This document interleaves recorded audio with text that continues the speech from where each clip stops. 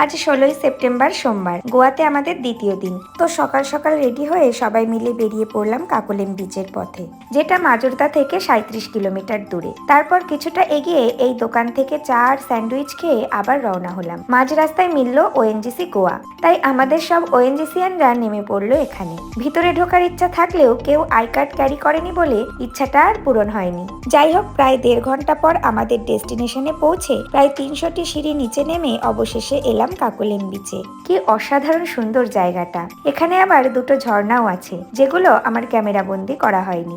এরপর আমরা কয়েকটা ফটো তুলে চেঞ্জ করে সবাই নেমে পড়লাম সমুদ্রে। তারপর প্রায় 2 ঘন্টা ধরে স্নান করে এখান থেকে লাঞ্চ সেরে পৌঁছে গেলাম কাবো দে রামা ফোর্টে। তারপর ফোর্টটা ভালো করে ঘুরে এই ভিউ পয়েন্টে কিছুটা সময় কাটিয়ে চলে এলাম কাবো দে রামা বিচে। তবে এই বিচটাতে আমরা আর নামিনি, উপর থেকেই এই সুন্দর ভিউ আর সানসেটটা উপভোগ করে ফিরে এলাম।